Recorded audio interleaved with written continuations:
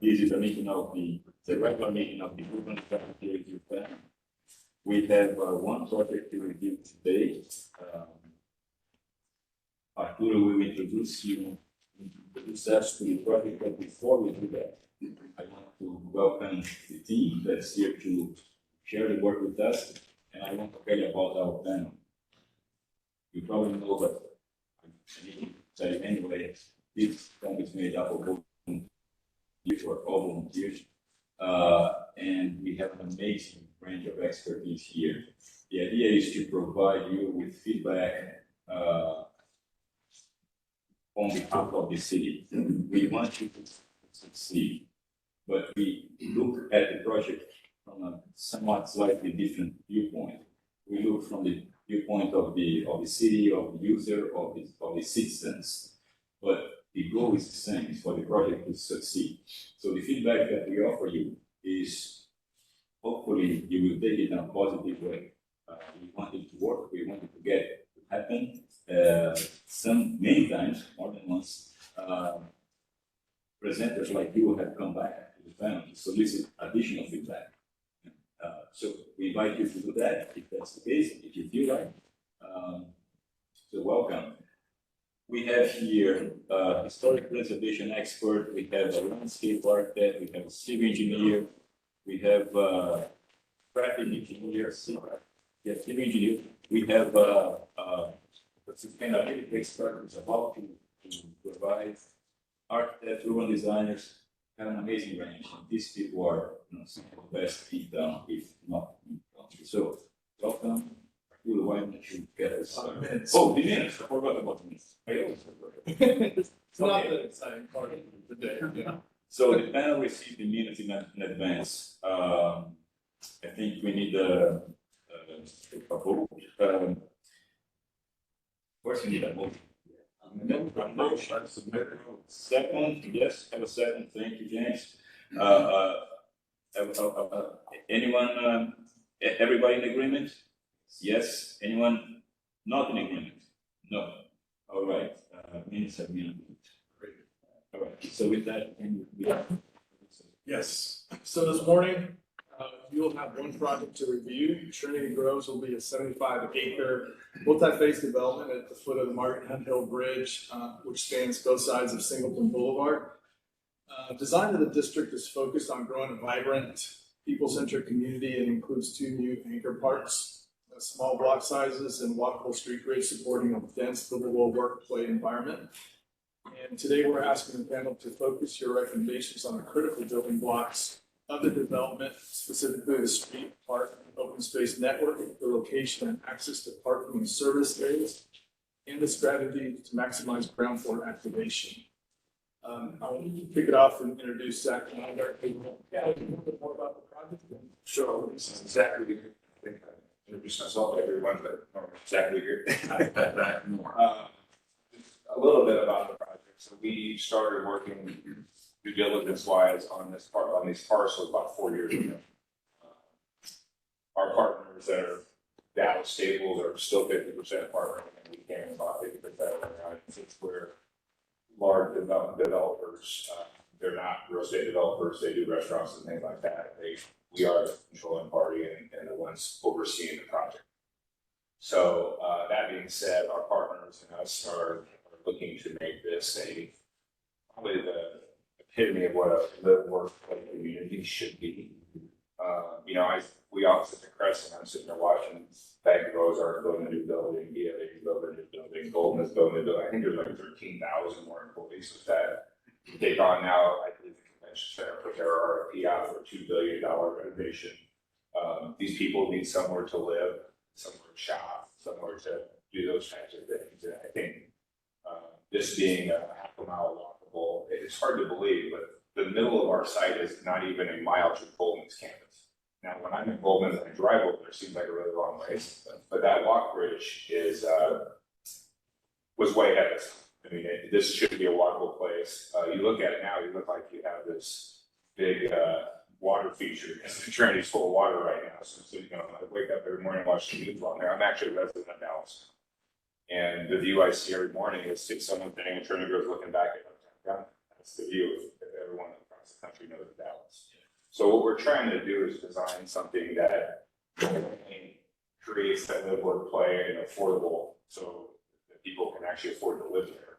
But we're also working with the conservatory and making it, active green spaces, things like that. We meet with them. We've been meeting with them for 2 years monthly on how we plan and work with them with the park and the things that they're working on, because we think that's we can't get better amenities than what they're planning. So it's like the perfect storm because they're moving forward their plans as well.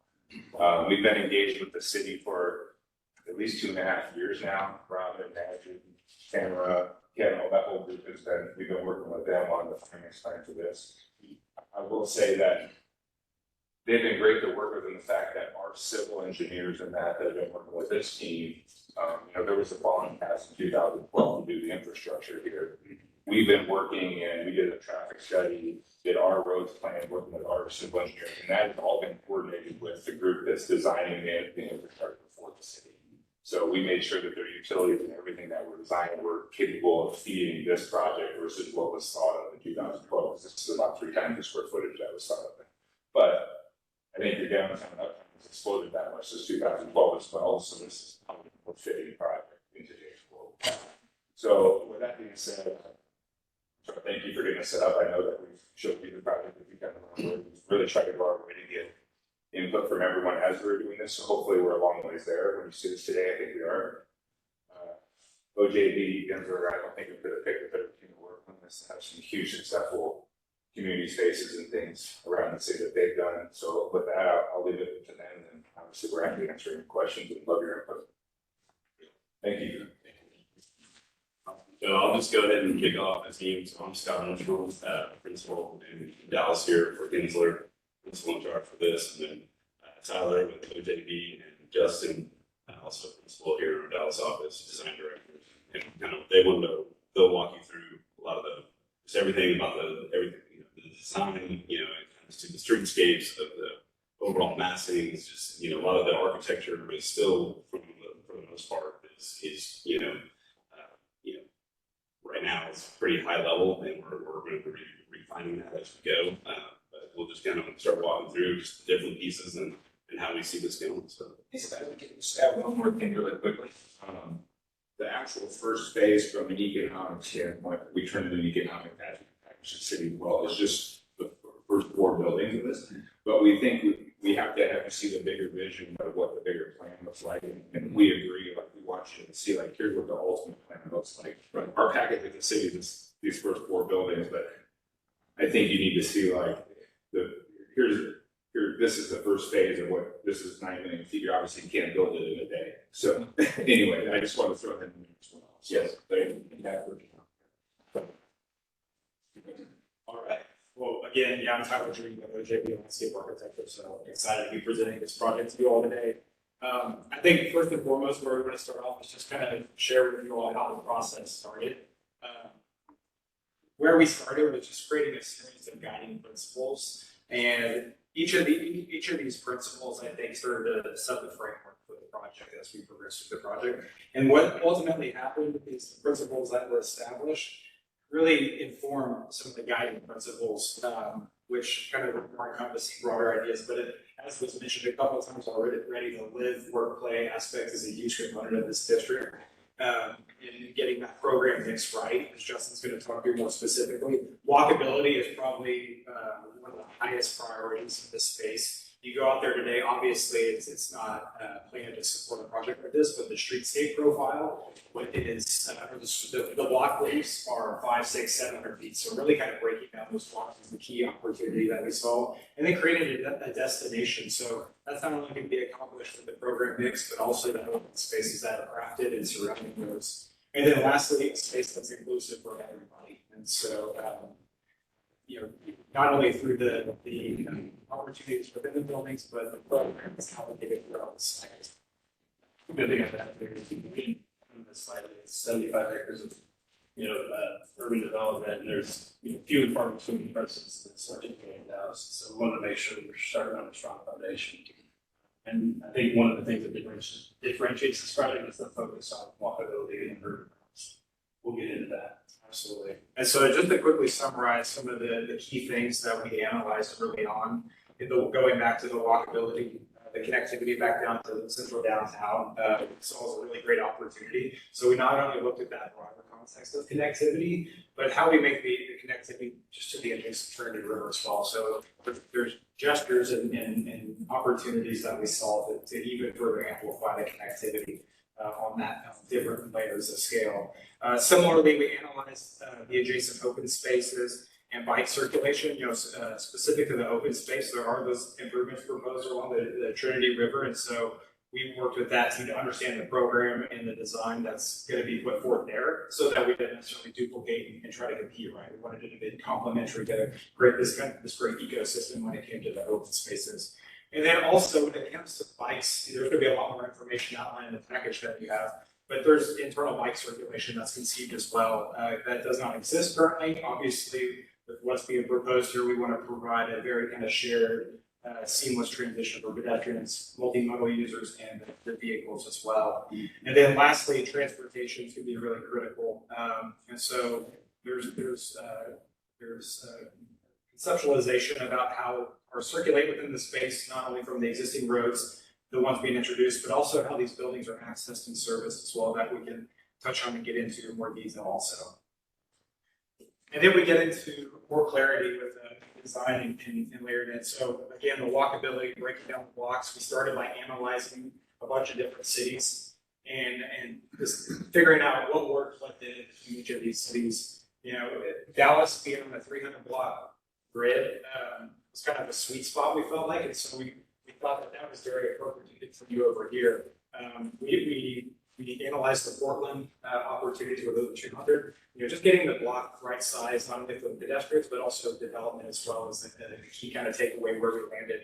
And so that's why you see those 600-foot blocks starting to break down and introduce these internal streets and pedestrian uses and corridors. But ultimately, too, what's also outlined in the package is how we start to differentiate these streets, the public streets versus what would be deemed as private streets. How streets are functioning, whether they're exclusively vehicle or there's a bike lane associated with it, or are they a shared experience as well, where you might envision that it's treated differently, plaza-like with improved materials and making it very seamless. There's ideas within the planning itself that those are really prevalent. We like the idea of making those open spaces feel more grand, pulling that expression to the buildings. And so that's the ideas and how this is supposed to help inform that. And then breaking that down even further, 3 of just the street sections and typologies, more robust information in the package. But, looking at what's exciting about this is just the different scale that we have, all the different streetscapes, all the way up to the 100-foot urban realm. And then we even get down to 50 feet in some instances. So I think that's really exciting in our mind, because I think the big thing that we want to accomplish here is that everything's not alike. We want everything to feel different as we're moving through the space as well. So we really love that opportunity in that excitement.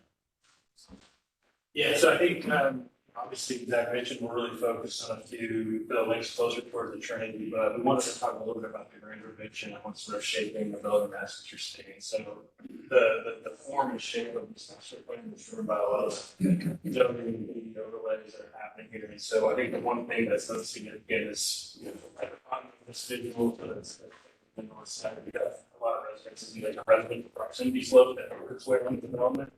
And so we're respecting that, so you can sort of see the lower rise buildings closer to the residential, and then we're taking advantage of the height that's allowed. The slope is about a 1 to 3 slope, so it's putting the top of any tall building that we would have. And after about 200 feet south of single things that proximity slope falls off and some extra heights. You'll also notice a lot of the buildings are oriented towards the central business district. That is part of the CBD corridor control overlay, but it's also the right as the same. So we want to make sure we're properly oriented these buildings east-west. And then I think full belt out, is really driven by these proximity slopes. And so we're looking ultimately at about 5 million square foot of residential, about 750,000 square foot of hotel, 2.5 million office, and then quite a lot of retail around 25 Street. And so looking at the ground, one thing to just point out here is talk about the phase one and how that's kind of centrally located within this south block here. And so as you look at the plan, you start to conceive how there's an open space that would support that. And so as we think about the phasing, you can imagine each phase is going to start to get their own open space. But the key thing we wanted to accomplish is to unify everything as well. But as we look at the planning here, we have the elevated rail line on the south side here with a parallel road that runs across this edge. We thought this was a hindrance on how this edge could be activated at the ground plane. And so we think that our thought process is that could be more of a vehicular focused space, getting folks in and out of the district. And then as we move into the site, what you're starting to perceive is our phase one open space here, about nearly a 1 acre in size. And, kind of bounded by all different program types with the hotels, residences, and even some office. And so creating kind of that mixed use of opportunities, thinking about the user during the day so that it's a 24/7 use. Can you point out exactly phase one limits in here? Yeah, so it's concentrated within this area here. So, and it's bounded in this diagram. Yeah, that's the full phase one. I think the phase, sub phases, Zach, you may know better than we do about the first 4 buildings. The first 4 buildings, yeah, one off residential. Phase one is by the, it's hard to see. We don't have that in. So, I mean, I think we originally had a larger phase, the sub phase, the first 4 buildings, and that's the here. No, it's here. So the first, It's these 4. So hotel, one of these, and these 2 buildings. and the Trinity is on. Trinity right here. Okay, sorry, thank you. So the idea would be that view you see coming across the river right here, you can see with the cement frame, it's the view would be, these 2 buildings would be done first. They try to say like, okay, we're good now. Yeah. And end up beautify that space from the So it's by the substation. Yeah, I think we have to start there and beautify that substation and all that. And we actually plan on reusing the. See that 3.7 because 6.4 and 4.7. Yes, and there's multiple buildings on the spot, but not the 2.7, 3.7, that's not zoned correctly yet. Right there. So no, that's a placeholder for a future phase. So it'd all be on the south side right here. Okay, so it's like a 6.4. It's on those 2 lots, yes. Oh, and one here. The 1.1. Yeah. That building is on that 4.7 and 2 on 6.4. Okay. Thank you. As part of the TIF process, y'all have planned the first 3 or 4 years of development, right? So. Right, so our financial package is federal to those 4 buildings specifically. Yes. Thank you. Like I said, we just felt like instead of showing you 4 buildings, we had to give this 2 of them, what the strip was gonna look like, you really didn't. Yeah. So yeah, so I think what's nice about that is it starts to set up a nice progression in phasing moves to the west here. And so if you think about the open space, that's starting to do the same thing. So we're creating an open space kind of adjacent to that phase one, and as it goes to the next phase, kind of the connective tissue block that I'd like to reference here, where that's more of like that use, that could be that shared experience, and then ultimately connected back to. And you can see the first park is here, so this residential building, and these 2 buildings here. That's why we wanted to get that first park as part of that first package, so we're kind of building a house. Yeah. Okay. And so one other thing I just wanted to clarify here on the south portion before we move north is just Broadway Street as being an existing street and having to be mindful of the existing residences that live here.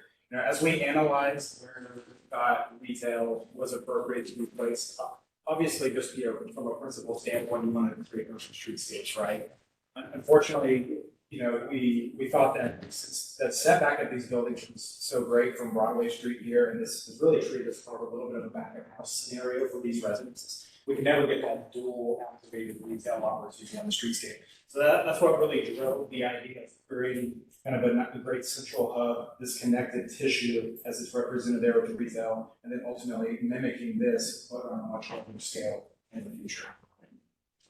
I think one of the things the team is really focused on is creating diversity of experience through scale. And so I think one of the great things that we've done with each see the parks and some of the narrower street sections is just creating unique experiences for east and west. From an architectural expression as well, we're thinking through what is the experience that you have on this side versus closer to the Trinity, and just thinking through what the use types are there. Just a ground level plan, just to understand sort of how we're activating the streetscape. Obviously, red is retail, purple is hospitality, yellow is residential, and blue is office. And mostly what you're going to see at the ground plane is retail and lobbies. These are podium parking conditions, so all the gray except for the existing building, of course, are parking garages. So we're really being conscious of that urban realm, what retail is facing the streets, and how we're the streets. One of our primary goals here is to make sure that we got vehicular traffic out of these pedestrian routes. Of course, we want cars through here, but the goal is to kind of limit the car traffic. So all of the vehicular drop-offs predominantly are on the north-south streets, and we're allowing that east-west boulevard through that internal street there to be the most activated street. Again, we have about 220,000 square foot of retail on this plan, highly activated ground plan, really thinking through the right uses, the right restaurant tours and retail spaces, and how we can activate each of these parks. From a loading perspective, same street. We're trying to get the loading out of these pedestrian heavy areas. Anything to add there? No, I think that's. Yeah, and then one thing I don't think we mentioned yet is a bridge connection across. So we want to make sure there's at least one opportunity for quick, easy access across the bridge.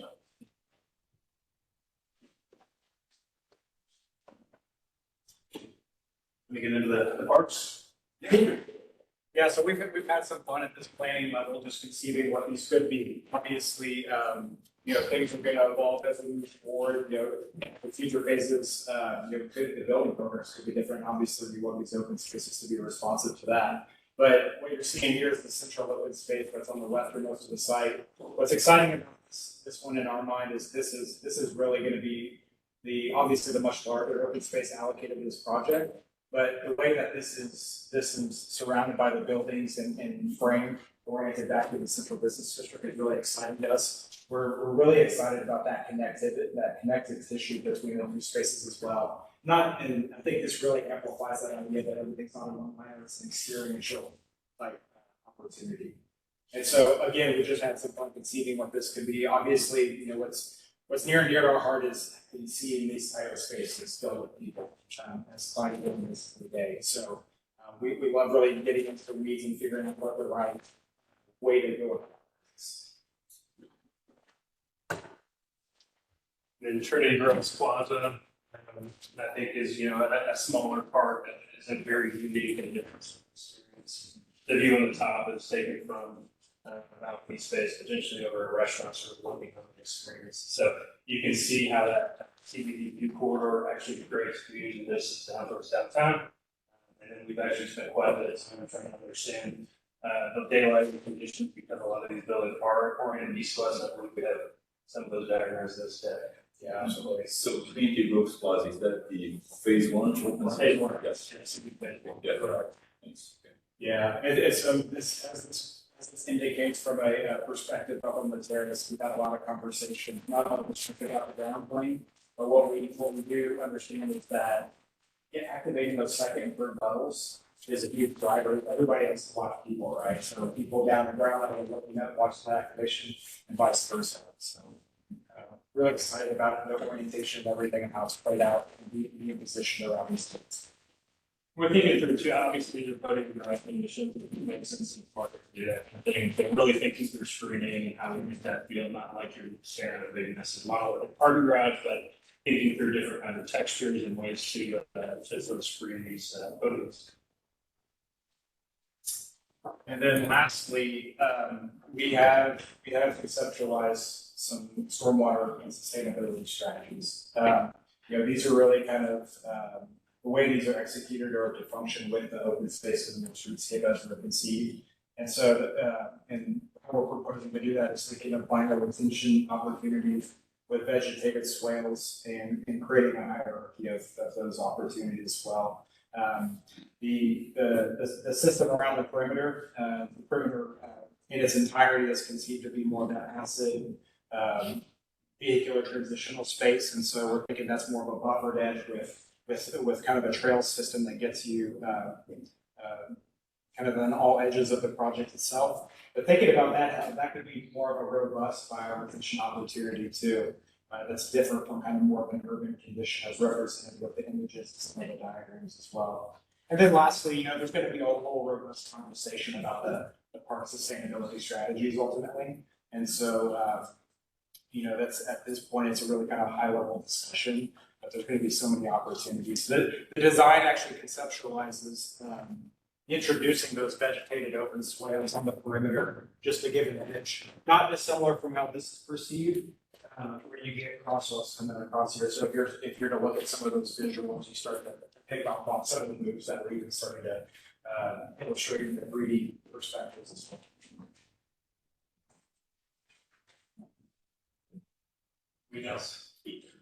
There's a lot there, so yeah, please ask any questions we have. I'm sure we've been looking at this for a couple of years, so. Excellent. So that's it for you guys. Great.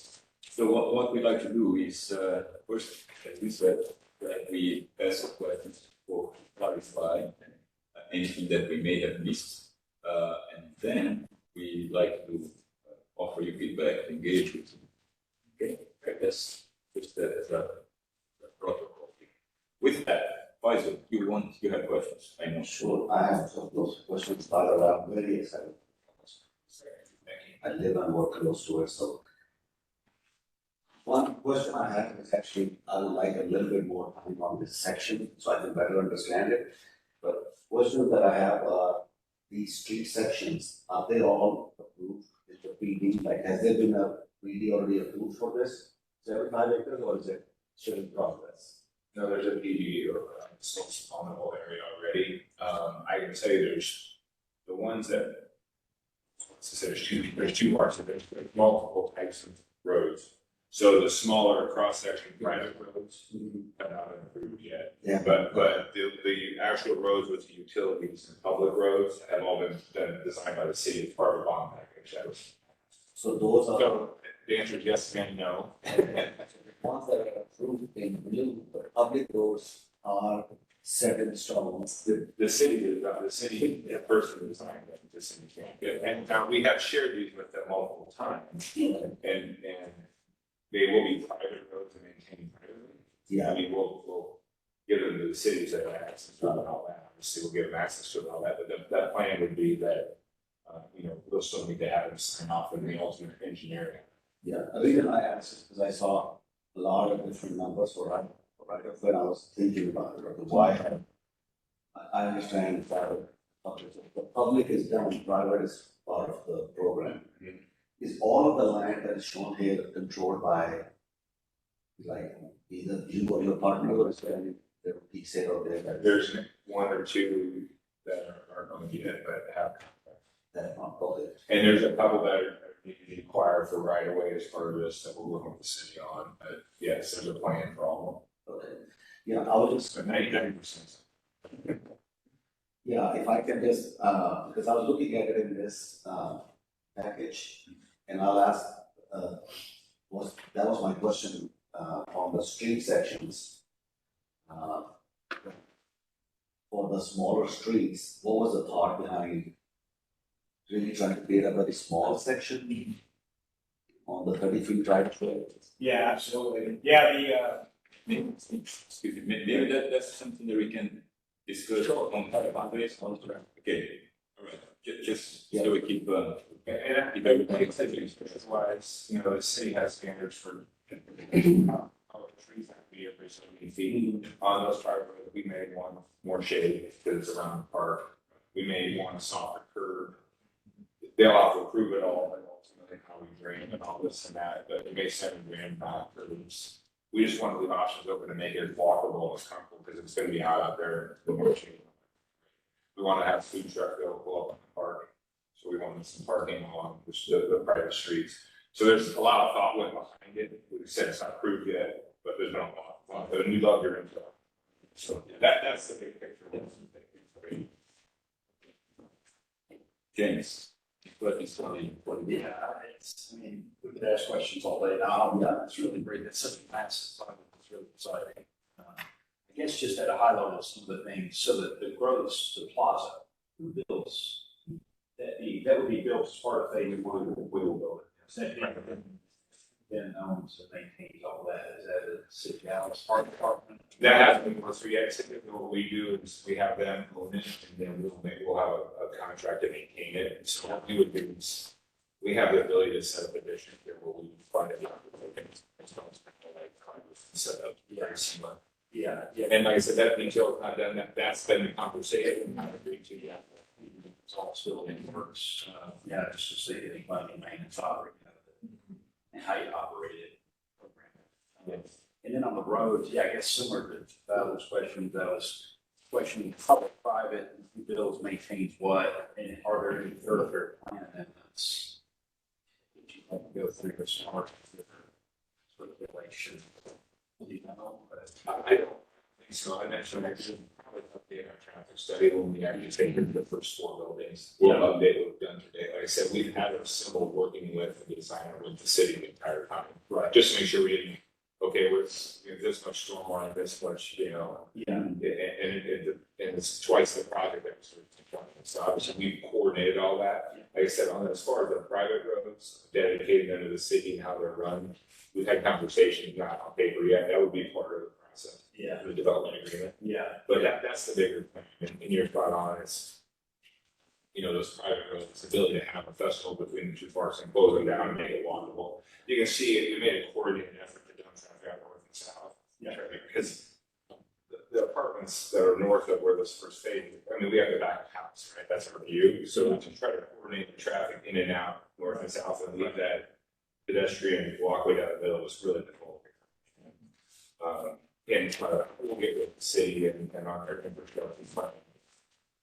And on this private roads are all funded by. It's long. It's right. Oh, just the last one, well, Roger. Where did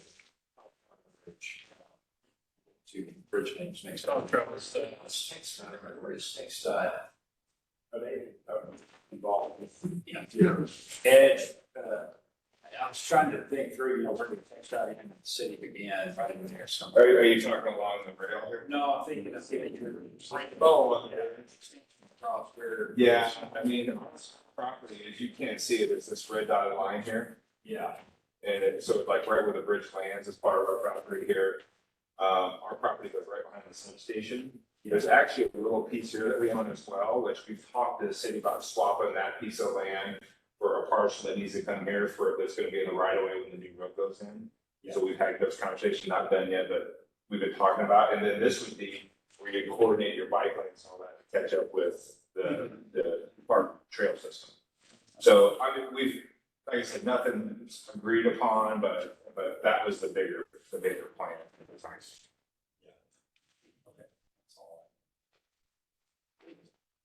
What else do you guys, we're very acknowledging the 1 whole punch versus the 3 originally planned. We're gonna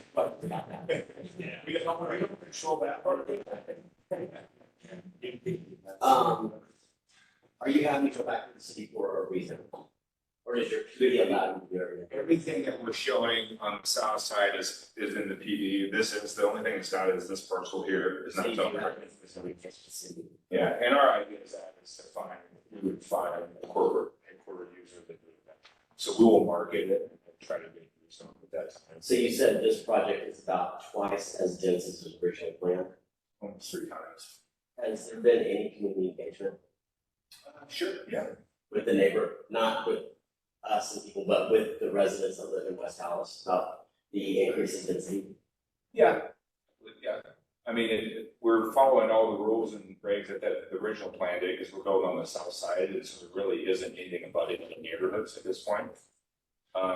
There has been conversations that The previous developers, outside of the P 891 that's there and the 1098 to the north, so a lot of that is driven by that. and we're following the PD that was agreed upon to the neighbors already. Right? We're not deviating from it. Okay. I guess my big question is, obviously your plan is not contingent on those punches, but it really is very critical. It looks like a connection going through the neighborhood from there. And this is maybe Arturo. What is the latest with the city of Dallas right now with UP Railroad? Because this helps with traffic dispersion throughout the entire district, and also one community be able to connect to the other community on the other side. Yeah, I mean, we're certainly really disappointed in the fact that the three became one, and that's where it's moving. UP has, I mean, and what I hear from Public Works, even the one became kind of hit, touch and go, because that one is happening. I'm not sure what the timing, you guys might know a little The bit. one that's happening is on this plan. Yes, That's the number one. it's the one that shows it going right. Right there, that's what It's, yeah. But then the other one, essentially, it's not. The other two are not at this point. And we've only, our traffic planning and planning of roads with the planning of roads is always with the one punch, because that was the one that they were working with UP on. Yeah, the city had an agreement with UP at one point to do all three, and then their leadership, UP's leadership changed, and then they said no, none to three of them. And then somehow we were able to get at least one, but yeah, it's down to one. And sorry for all the detailed question, just trying to help inform how we talk about this. Is the one punch going to be constructed by the city? As far as, I mean, I think it is, yes. Do we know timing on that? I can get timing, I don't know, maybe I'll get it before the end of the meeting. I think it would just be nice to understand how then how you're phasing what some of you guys are trying to do, especially with the creation of, the new park. That connection gets you right to the new Overlook Park, with the way that it's been moved out of the Trinity River. Yeah. Understanding TxDOT, city, have all been working the plan, and that is part of the plan that's been fully designed, is that punch. And it's really a time when when's our project going to take off and when that infrastructure will be put in, to my knowledge. Then the last question that I have is, how much money are you guys requesting from the city, obviously, to help, I guess, support the infrastructure or the parks or the public road? Really nothing to support the public realm. I actually were asking for a TIF plan, that's been underwritten building by building just for these first four buildings to start. There's already a TIF district in place there that's been in there since 2012. And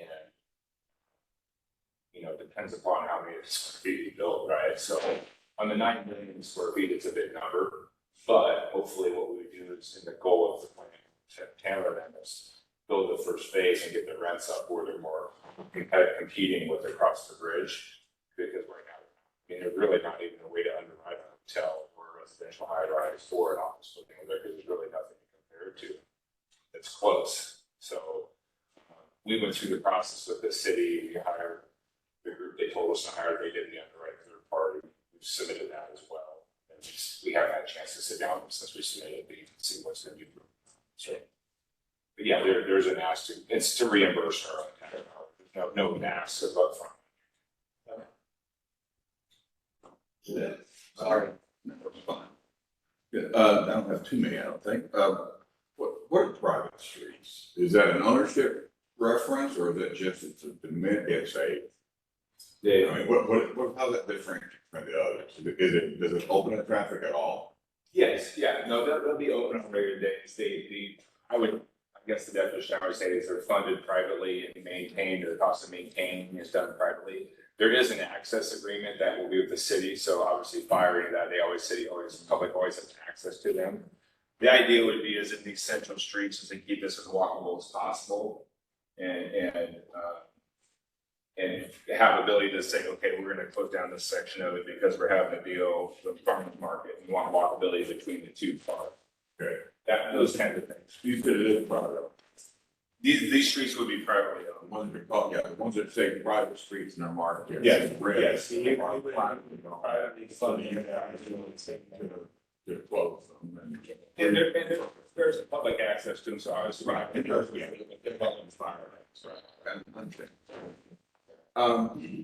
Without getting too much into the weeds here, I see on one of the maps here, I don't know what, I don't think it's tall, so I don't know what a CBD view control zone is.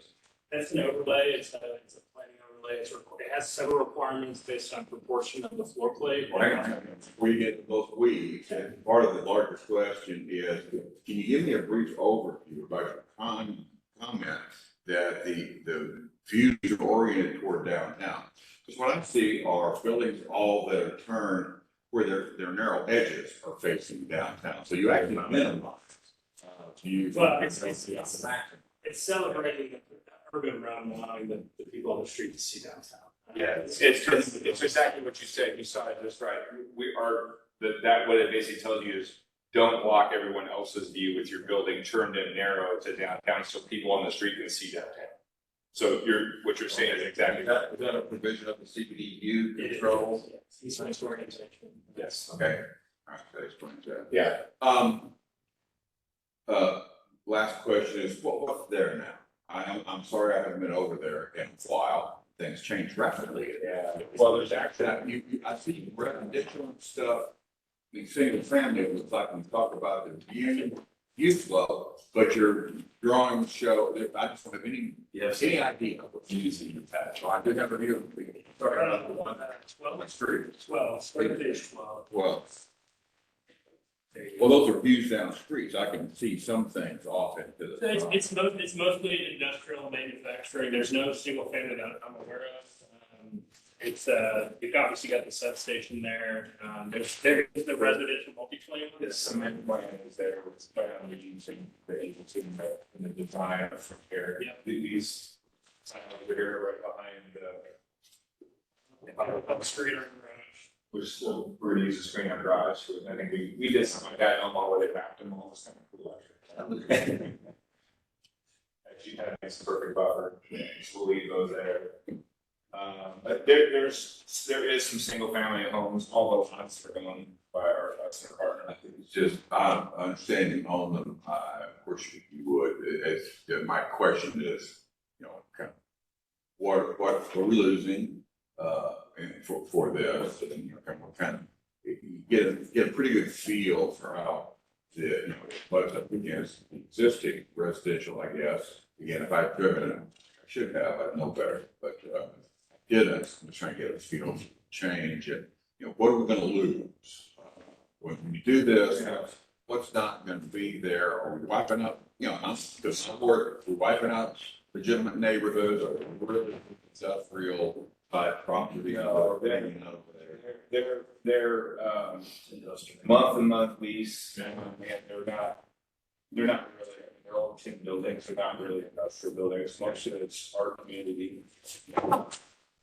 And that they use studios, stuff like that. I believe there's, and mostly over in here, and maybe one or two here, there's a few, single family homes, most of them are abandoned. In the first phase, there's nothing but an abandoned building, there's not a single occupied building in our first phase. Very good. Those are my questions. Okay, great. I do have one question for you guys. The parcels in dark gray, the existing buildings and the one under construction, the black second, you do not control that. Have you coordinated with those with that ownership? Yeah. What kind of We've actually talked about trying to buy them from them, we gave them a price they weren't interested in selling. So we've coordinated with them, they're really excited about the project, it's gonna make their things worth a lot more. And they're actually some of the parcel, this one here, like, they're kind of doing stuff on our property here currently, that's our property, it's kind of in between their two buildings there. And so they're really, there's not a bigger family project, let's just say that. Our goal is just to work with them, hopefully at some point we could acquire the properties, that's what we try to do, so we can, make it part of the bigger plan, if they have their rights and they want something on sell, but we know all. Yeah, excellent. And we've talked about multiple. There, yeah. with that? I think we can now get to the fun part. Norman, would you like to get this started? Not really. Not really. Well, once. Well, I mean, it's, all right, if you. Okay. Really,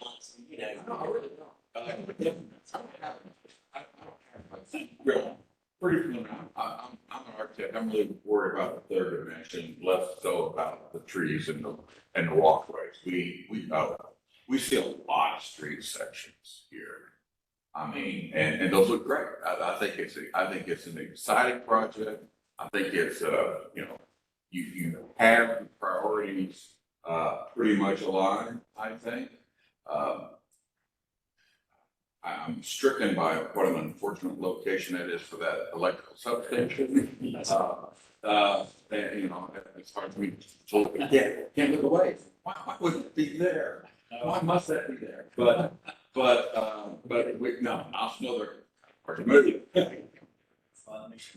Go find me to move the power. Put the power off while we're working on that. Anyway, I mean, I appreciate what you're doing, and you've I think touched all the bases about, you know, about sustainability, water movement, which is good because you'll get a lot of questions about that here also.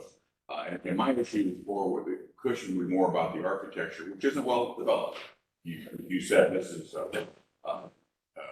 that's not something for me to comment on, because that's probably not at all what it's going to look like. So I guess my comments would be in today's world to one, West Dallas is a sensitive area. I work a lot in, you know, my focus is Fair Park, South Dallas, and a couple things there. First of all, don't leave. You can't do stuff like this in these neighborhoods without community engagement. Don't leave that to the last guy who was for starter. And don't, well, they've done that. No, I don't think they have. And even if they don't abut your property, I would suggest a very robust effort to try to make it for you and for the neighborhood to have opportunities for folks from just next door to come over and talk about how they use it, how they see it as a neighbor. Not all of them are going to be welcoming to you. A lot of them probably won't be, but that doesn't mean they don't get a voice. I think in Dallas, Texas, in 2024 and beyond, these folks who are not used to being asked, "What do you want here?" have the right and the power to insist on that. So I would absolutely organize some things. There are folks who can help me do that. We hired to do that. We did. Go out and engage with the community and get their support very much on the grassroots level for this project. And the other thing I would say is, because it's unique to Dallas, because it's a unique neighborhood, because it's really the first foray of stuff like this entire part of town, such great potential in the river area there, and the parks that can or may or won't, or I don't know, be built and can be a part of this, and the bridge. And I mean, there's a lot going on here. This is a unique opportunity to really be creative. I'm going to ask you to put on your most creative hats and your get your creative juices pumping, and really look for things that you can do here that will both improve the opportunity for everybody and give us something, to make something that's unique to match the unique opportunity that we have here. I'm an architect, so I always look for how the buildings engage the street and the ground plane. That seems to be a critical place that we've gotten into the habit, thanks to talented colleagues like Mark here, to worry about the green part, the landscaping part.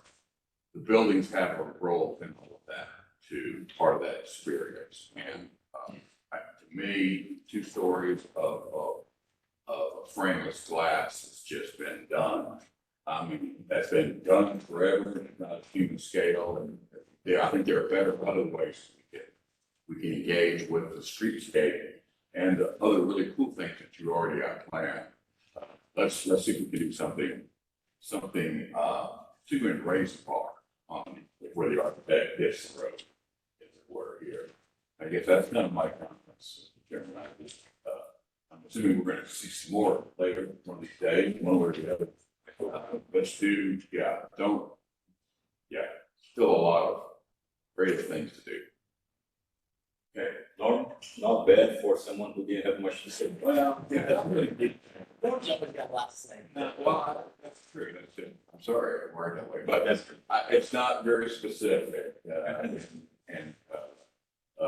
other than, I mean, streetscape look good, we got lots of room for cars, not cars, but I like my car. So, lots of room for people and bikes and stuff, and I do that too, and it's a better cross section than what we're used to seeing in our daily lives, so we drive that. But there's still opportunities, lots of opportunities we need to take advantage of. I really want to see some, here's the thing, personal, I want to see some different stuff. I mean, really, I want to see some new ideas. Can't say you don't have new ideas, because in the village especially, we have that. But let's do something. Let's elevate this effort. This is a great place to start. Excellent. Okay, Mark, would you like to go next? Sure. First of all, thank you guys very much for being here. Fabulous presentation, fabulous project. I'm really excited about the future of Dallas and what it will do. With that, I would say, go back and learn the history of West Dallas. Not to change your plans, but to understand what has happened there historically through the years and the type of community it is and how it's changing. I think it's very important that this project is going to be the front door and it will represent West Dallas. Do not make it feel like uptown. Do not make it feel like someplace in Frisco. It needs to feel authentically West Dallas. And I can't tell you what that is other than you guys going through that design process and understanding that. But at first, they're pioneers. Yeah. There isn't precedent. Yeah, I guess one of the parallels that I could say, and I think Gensler was involved in this project, was the expansion of Bishop Arts that Michael Nazarian did over there. Just unbelievable context appropriate architecture. That's at a different scale than this, of course. But like the stuff that you're showing, and I know we're very early, it's just stuff that we always show, right? At sort of a master planning level this way. Engage artists from West Dallas. There is an unbelievable art community in West Dallas that's very passionate about who they are, where they come from. I'd love to see that integrated within your parks, your streets, your open spaces. So I would say dig really, really deep on understanding West Dallas and the design to represent them. Along with that, if you're doing that, I think engaging in community much more robustly than maybe the last people that did this PD is really needed, so they see you as a friend, not a foe. They are worried because so much gentrification is happening in West Dallas right now is that their culture is getting eradicated. Their family history is getting eradicated. And it is very, very important that somehow we you all engage them in this process to where they see that even though you are changing their neighborhood, that you were there to help support them and make their life better long term. As far as the plan, so that's my social piece of that. As long as the plan, I think it's great. One question, Zach, I did have for you. Do you guys intend to be the end developer on all your sites throughout and when you sell parcels as you go on? We plan on developing ourselves currently. Okay, that's great. And answered my question as far as sort of designing the land use plan and the small blocks and making sure. Design control and all that. That's great. Awesome. And then I guess my only other thing is, I mean, streets, parks, open space, great, love it. I know you guys will do a great job and you have a great team. How you create a agreement with the city of Dallas on maintenance, parks, and open spaces. All I can say is that we've done that similarly. Do not let the city of Dallas maintain your streets. I'm just gonna tell you. 177 acres. So the plan all along the conversation with Tamara and her team, have been that we will maintain the parks. We have the ability to set up a district inside there ourselves. I'm drawing a blank on that and the use for it, but it's already in the PD that we can do that. And the plan is to do that and have their city members on the board, but it'll be all privately maintained. Right. All the buildings around it will fund it to get their share of maintenance. Excellent. I know with your team, you're gonna do something that's above and beyond what the city of Dallas does, and they just don't understand that maintenance of how to do that, so. Yeah, I know that's the plan that we. Then the only last comment that I have is this whole connection with Union Pacific Railroad. Obviously, on your master plan, you guys showed 2 points coming through. Obviously, there's only one. I request on your master plan to take that off. Sort of misrepresented connectivity and transportation, since we're not going to be able to get that down. I think that's that's on the very western side of the master plan, right there. And then the other one is the trail that goes, it looks along the right of way in the Union Pacific Railroad. Have you guys talked to them? Do you guys have the ability to do that? Because I think that's a fabulous link and actually creating a connection, hopefully further west into Dallas to bring people here. How real is that other than it's lying on paper right now? I mean, I believe everything we've shown is in our right away or in our property. I could be wrong, but I don't think we've touched Unique's property. I'm from Omaha, so we're based out. I know what we do, guys. We haven't touched their property. I've dealt with them many times, and so I try not to show things on property that we don't have access to. Okay. So I believe it's in our right away. If I'm wrong, we'll. Because showing the trail at me is real close to the railroad and that's, you know, being, that's really Goes like to the base of the hill, where it goes up to the tracks. yeah. So- I mean, I want to see you guys build that trail. I really No, do. and we think it needs to be there. And like I said, we've been working with the Parks group on all this too, coordinating all this with their big plans as well. So that's the plan. Yeah. Yeah. Last, I was just gonna say that there might be a couple, moves that do extend beyond that graphically, but we do have a setback from the right of ways of the edge of curve that would allow us to. right.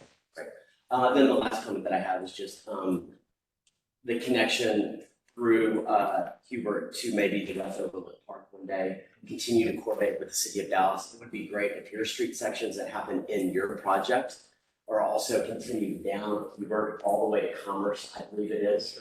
That then will help tie your district together a little bit better. And I know that's not your responsibility, so I guess for the city of Dallas, I would say I think the street sections that they're showing on Hubert needs to come all the way through down to Commerce when Public Works is looking at that point of going through there for more contextual relationships. And I believe, and you guys correct me if I'm wrong, but that was part of the public.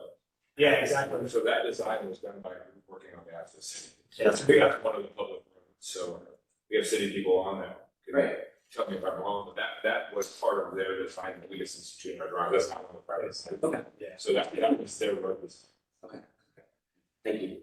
That's all I have. Great. James? I won't repeat everything, and I do appreciate you being here, especially on a Friday. Thank you guys for coming, by the way. It's a busy weekend. Yeah, when I saw the meeting, I'm gonna be really pissed whoever skipped for dinner. It's super important, and like Mark said, Mark, it's a rare opportunity. You all acknowledge that it's a rare opportunity in the city of Dallas to do something really extraordinary. I'll begin, and not to beat a dead horse here, but I think, helping create that unique flavor of this project. Don't be intimidated by engaging the community. I would do that. They can really help you program the spaces, think of things that will make this extremely unique that you would never dream of in just engaging them. So I would definitely continue to do that. I've experienced that. In fact, that's been most of my career. It can be difficult at times, but I think that it'll make it a far richer, more active, there will be ownership. So all those, I'll just stop there. So, but I think, the history of the area will also come out in that conversation as well, and culture. So I think it makes it very unique to the city in that regard. The other kind of big elements are, I asked a question about the park earlier, who's doing that, because, the concerns of just keeping that active, keeping those spaces maintained, safety, all those things. I think it's important. It sounds like you're on the right track there. The roads, we talked about the street cross sections. I would engage Gus, if you haven't already. Gus, team transportation, engage them early so that you're working through things. So in some of your cross sections, and they've got 11-foot lanes, I think, but just any shoulders or things like that they're going to want, you need to get all that sort of vetted out, I would think, earlier rather than later. Any thoroughfare amendments that may be required, definitely get that, because we've gone through that as a firm. I think we've gone through that in the past, and that can really slow it down if there's anything that's going to have to be amended. all the stormwater, I love that. Just be sure the city's prepared to own, maintain, or you all are. Those need to be, some of that, and I love it. It's very innovative. It's definitely something that can make this area very unique. And considering the proximity to the Trinity River, that could be a really I think it could be a really unique aspect of all of this, but just be, just when you're in your conversations with transportation and with public works, are they going to be prepared to help maintain that and keep that up? Because you definitely want to be able to do that. I'm looking to see. Oh, and the other thing, you mentioned the connection back that the trade, the property, the trade over to Beckley. Well, yeah, that, I guess one thought that came to mind is, could that be instead of just a path, considering you're losing the punch, could that be another one of your narrower streets that would kind of provide more connections over to Beckley? That's a great, we've thought about that. It gets to be kind of tricky with this connection down, maybe goes into the bridge with a big fall. Yeah, there's a cycle. So you kind of, if you got a car, all of a sudden you'd have this, you can do with the trail, but there's a big grade issue when you get here to get under the bridge here. Yeah. So I like the way you like that connection too, but It'd be great if you want to build a pedestrian bridge right there to get to the Trinity River. Yeah, that was the other thought is any way that edge, given, and you got the big substation, any way back to link over to the green space, that's another thing that really make this a really unique project, to have a quick, easy access into the park. In addition to the views, having a physical connection in more places would be something that you might explore, and that's. And one comment, this whole area has a stormwater retention plan for the whole district. Yeah. It's not my property. So what we're doing is on top. So it's extra.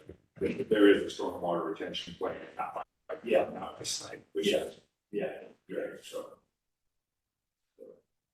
Thank you. Please. So, my role is I'm a civil engineer / traffic engineer. And, I used to work for city 30 years ago. So I always kind of think about the challenges you may face when you are gonna try to go and get a permit. That is why I asked some questions about the street section and the right of way. So one of the thoughts that's in my mind, that's why I asked the question about PD, this approved section, written in it or not. Because most of your sections, the sidewalk is part of the problem. So if I am the city reviewer, how would I feel comfortable approving it, knowing that I have to rely on your good faith to know that yes, there will be a sidewalk. So some of the sections, there is no public sidewalk in the public right of way. You have roadways and then you have planting bed, right?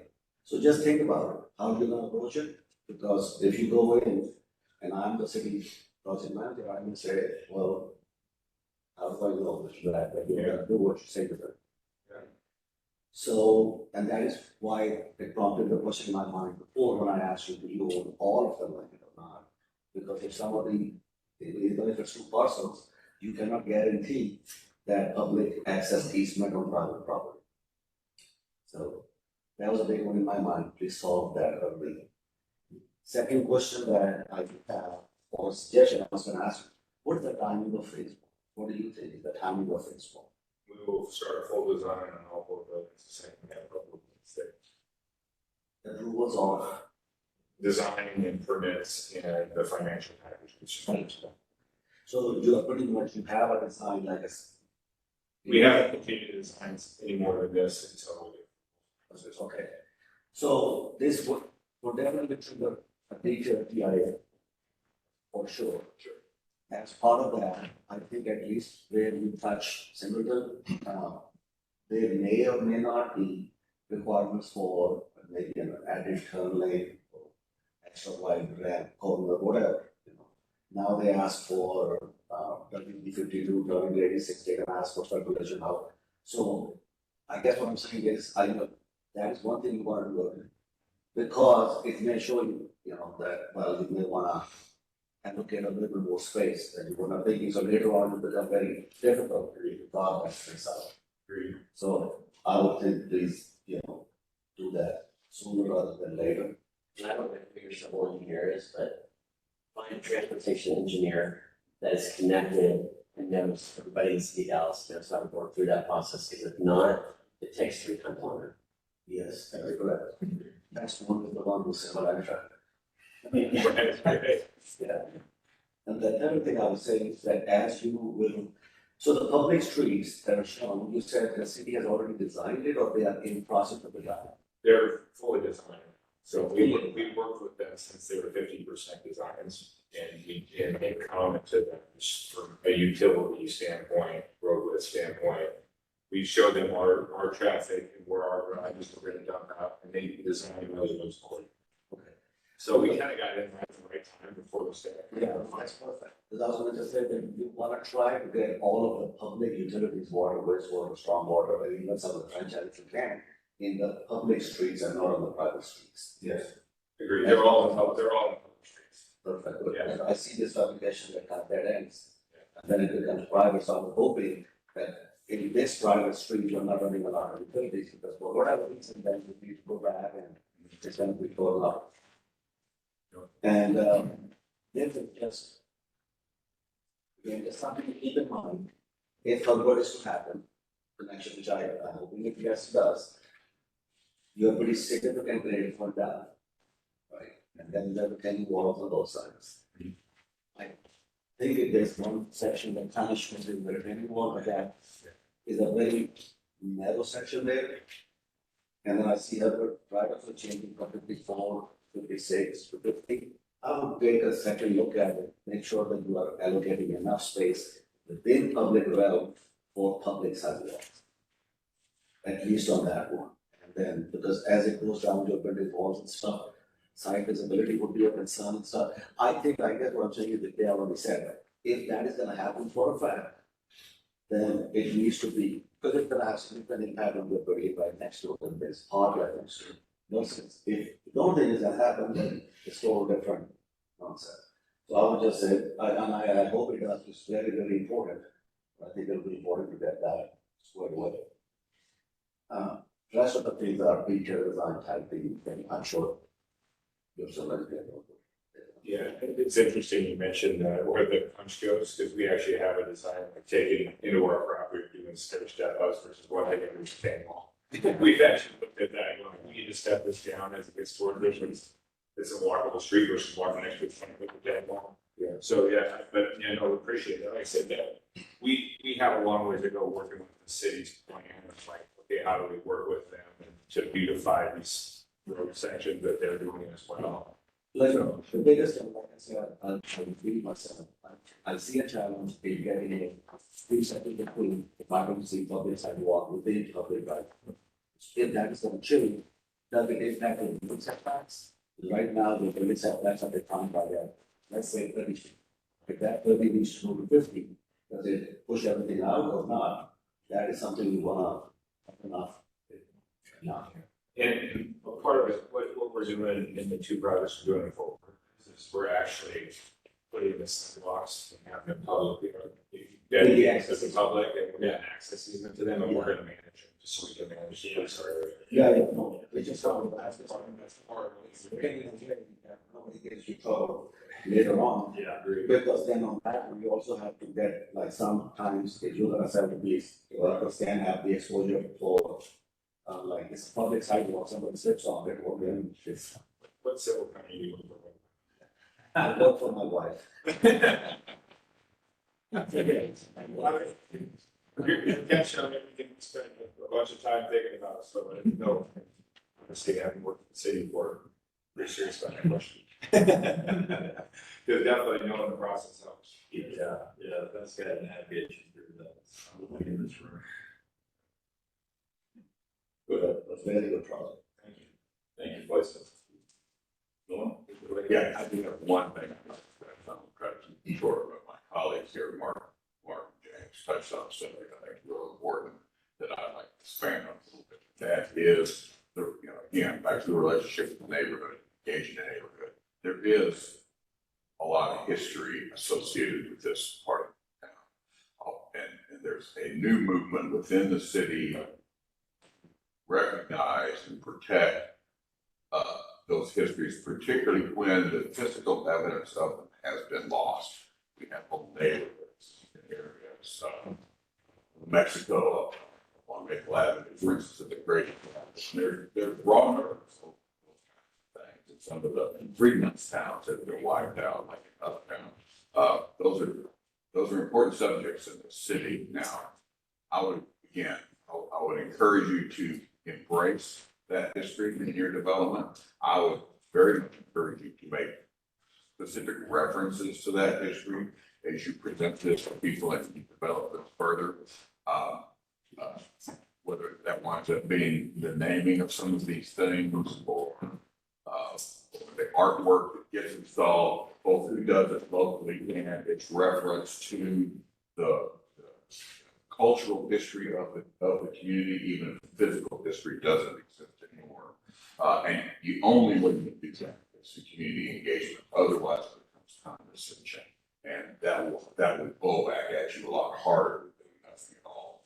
So I think it's a real opportunity for that. I think that's one of the best ways you can make friends with your neighbors, because they're going to be looking to that. Yeah, that's it. Thank you. Sound advice, good idea. Guys, this is terrific. Zach, Justin, Scott, and Tyler, right? Yeah, Gary, sorry. Thank you for sharing the words.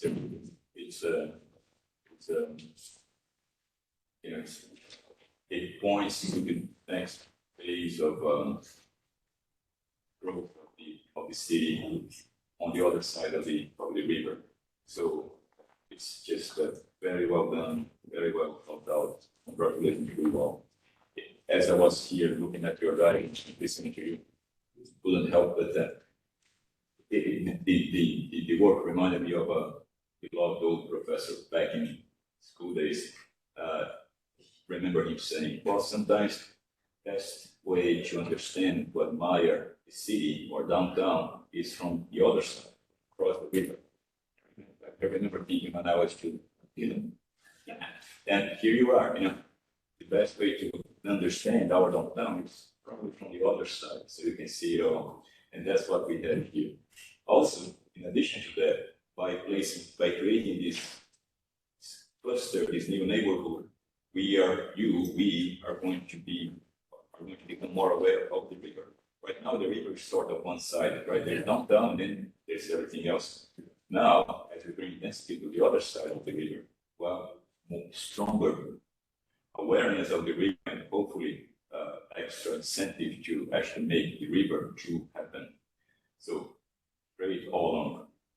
The same professor also remember telling us, cities are actually quite simple, not really, but they're actually quite simple. There are streets, blocks, and squares. Think about it. Every good city is a good blend, a good mix of those three components.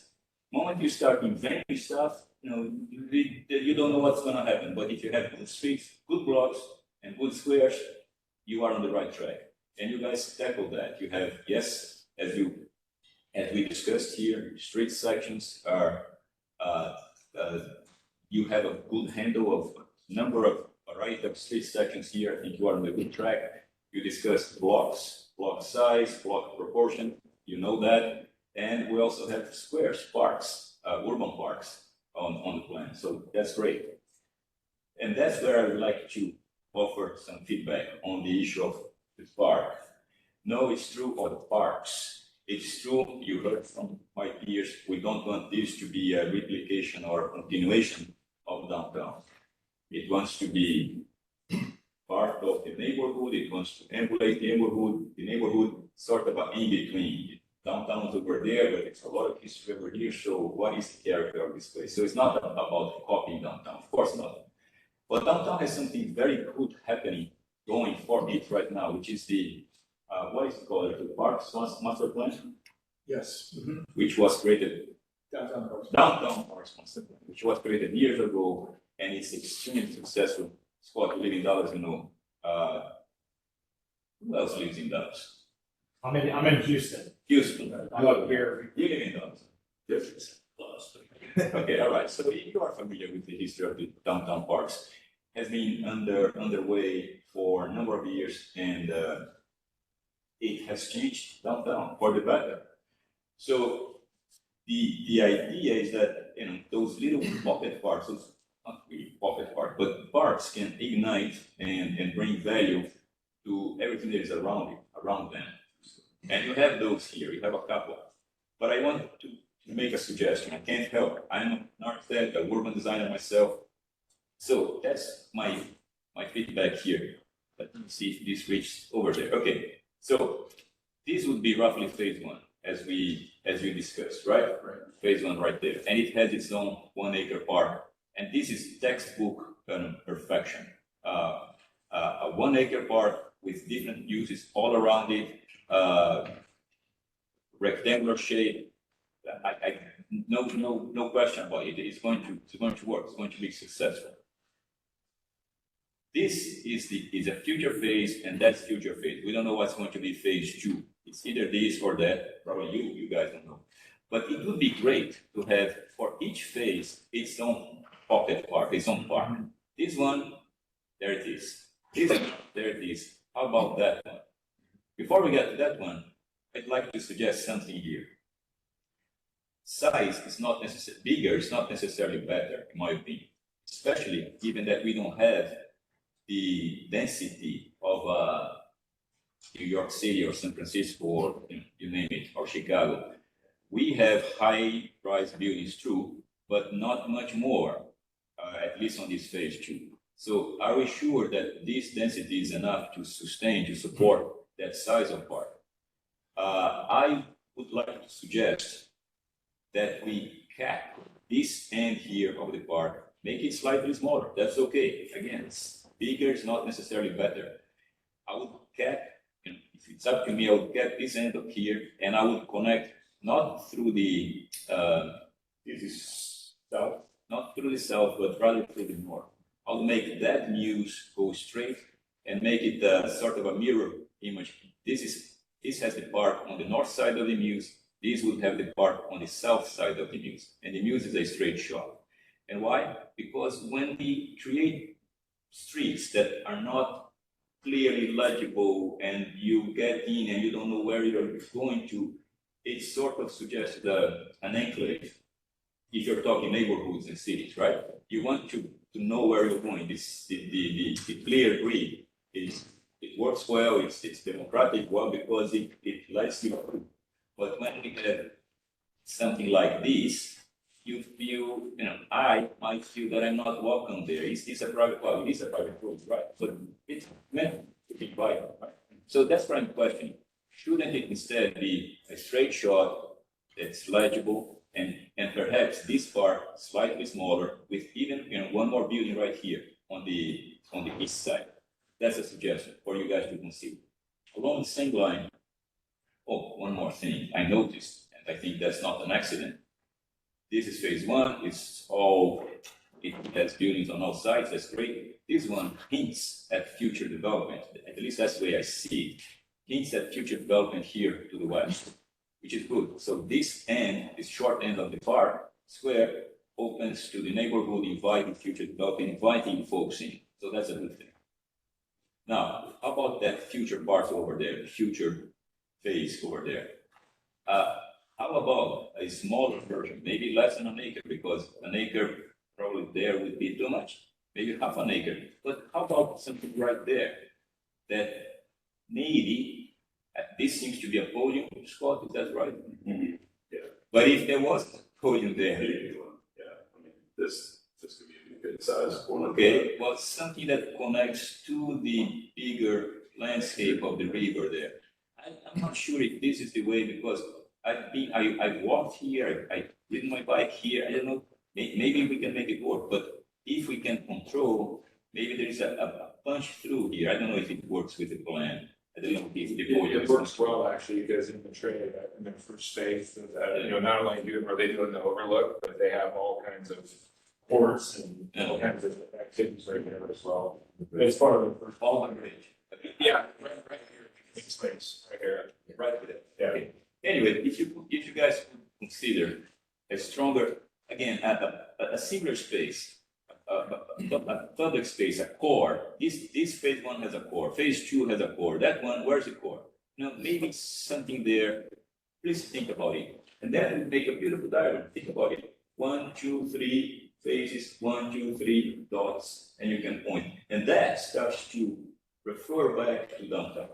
Not mimicking, not copying downtown, but if you look at the downtown parks master plan, we have now these parks docking degree, and they are all within walking distance. You can almost see, but you can't quite see, and that's the beauty of it.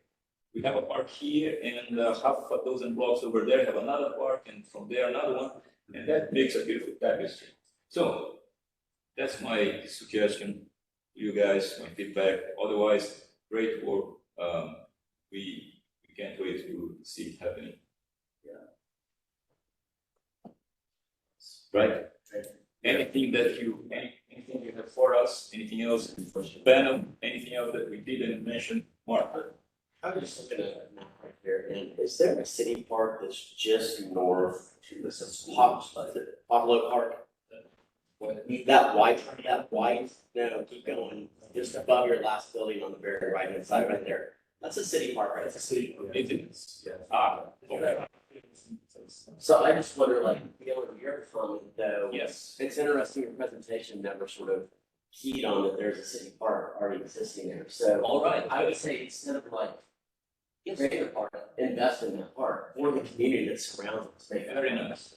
And maybe even better to that point, I don't think it's necessarily a city park, it's always been a community park, that hasn't, because the community has been, they haven't been able to maintain it, there's just no funds for that. The city and others have helped them keep it to where it is right now, but they're always in need of additional. That's one that Yeah, a long time ago, and I don't know, I mean, that's part of the history of West Dallas. There's a building on top of it as well, or next on it, that was the Called community Beyond Basics. center. Yeah, that was their sort of community space. And that open space was a baseball field, and that was their sort of. So that's a great podcast for. We want, the panel wants to make a recommendation here for the city and for the project sponsors to investigate the potential for sponsoring, supporting, engaging with that existing space. We don't know if it is publicly owned or privately owned. we already are. You are. Donors to they have after school programs and stuff Okay. for kids. We just had a board meeting with them. We all donate, all of them, my partners do. Yeah. Actually, some of my partners were on the board for 4 or 5 years. Wonderful. So, yes. So We just try not to show it's not part of the district, and it's already an established district, and the rules of building are different outside of there than what's been established, but we've been working. that's one, but we're doing, and we understand why. You don't want to mislead anyone by showing that as part of the development. We get it.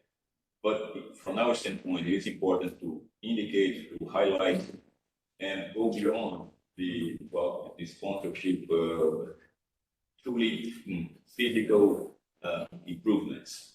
If the city and the developer can engage in a more robust way to make that space part of the network of parks in the neighborhood, the panel fully supports it using the mechanisms at the city's disposal, whatever they are. Great. Anything else, Venom? No? Anything else for us? I would just say I agree with, I think all your comments were great. And things we have discussed. I mean, we have our meeting plan working, which is really taking a look at the history of the area. What's all that transpired there. We will be engaging, re-engaging the public and sharing our plan with them at the right time. And I think that's a great idea as well.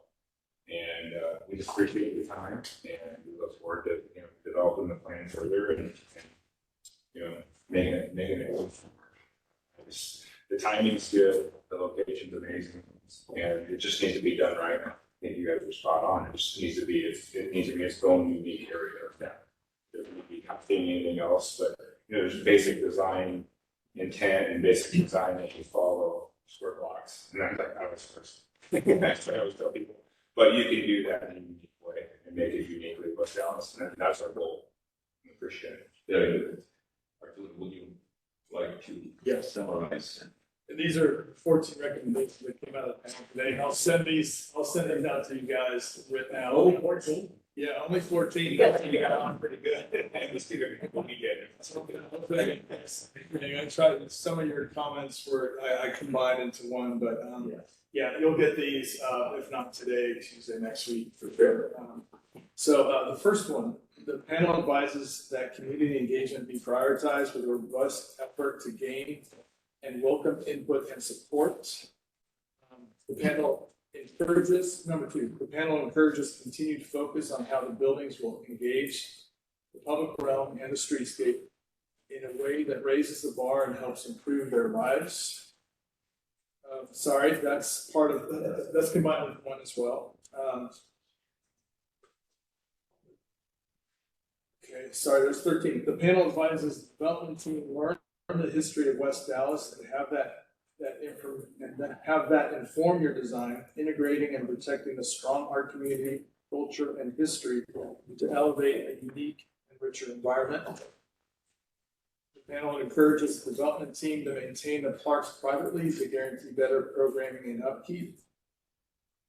Number 6 or 5, the panel recommends accurate representation of roadway and trail proposals that are controlled by the development team. Number 6, the panel advises the development team work closely and early with the city to ensure the Herbert Street section continues south to Commerce and other thoroughfare amendments are addressed as well. Number 7, the panel encourages conversations with the city's public works department to ensure stormwater challenges are addressed up front. Number 8, the panel advises additional thought be given to providing another link south and into the future Harold Simmons Park. Number 9, the panel advises the approach to locating sidewalks on private property be addressed early with private access and easement agreements or similar tools. Number 10, the panel recommends addressing all potential traffic movement and utility needs early. 11, the panel advises public right-of-way is allocated for at least a portion of the sidewalk, especially on the street section with the retaining wall. 12, the panel recommends each development phase have its own park and that the larger park size be reconsidered as smaller in size for the building as an end cap connected to a phase 1 park with legible pedestrian use. In addition, the future development north of Singleton incorporate a similar park but smaller in size to complete a holistic network of open spaces.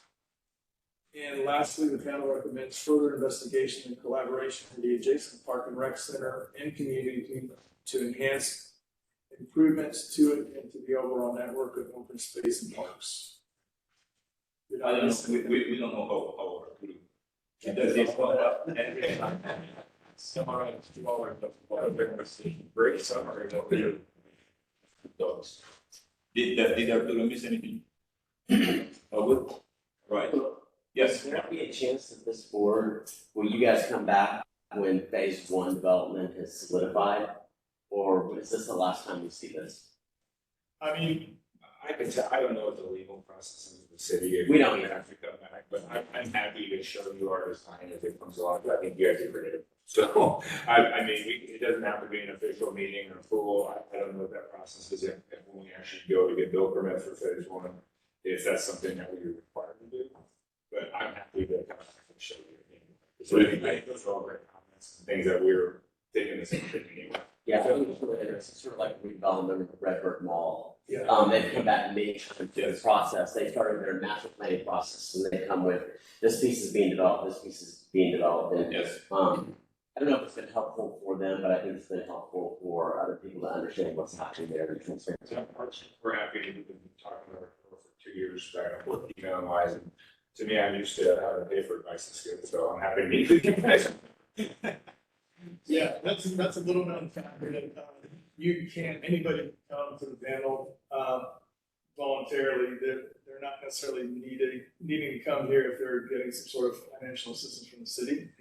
So as a developer, or, you know, anybody can come, and we've had that happen a couple times. And I'd say for this project, yes, that would be a great idea if you guys did come, if it's because you're required to through Office of Economic Development, or even if you're not, I think, and the earlier in your design, the better, so don't wait until it's, you know, you're ready to submit construction documents, even earlier. It's not like I said, an actual SC on it.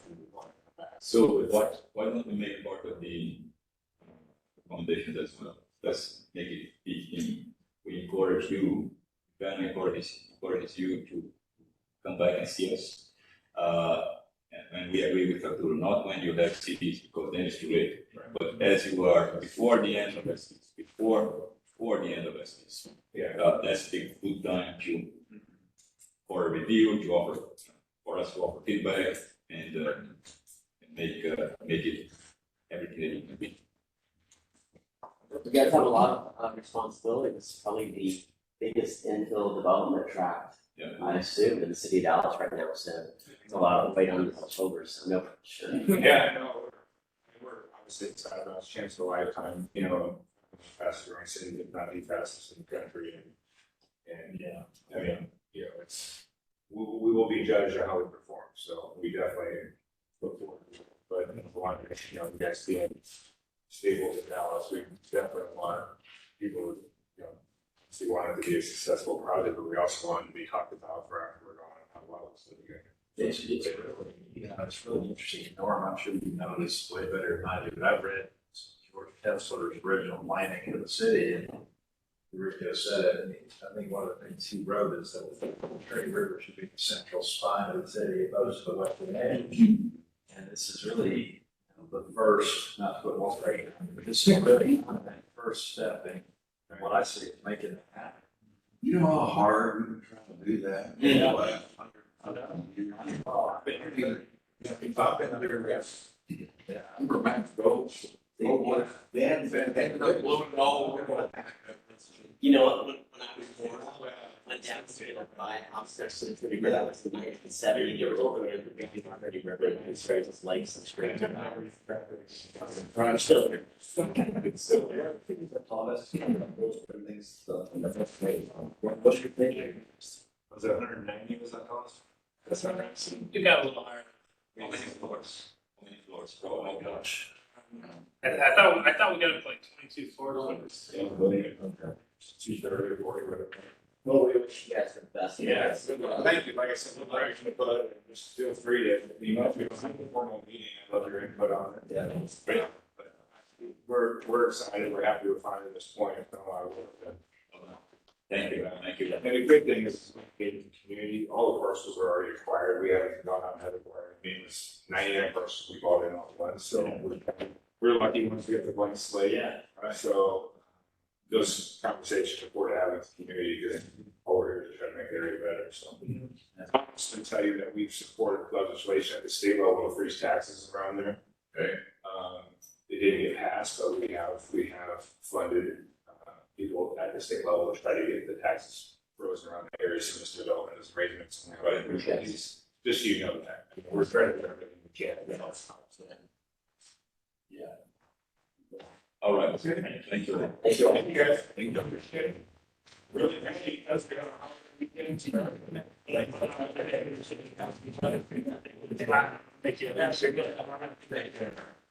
you. Good luck. Appreciate it. Experience. We'll be in touch. You drive out for long.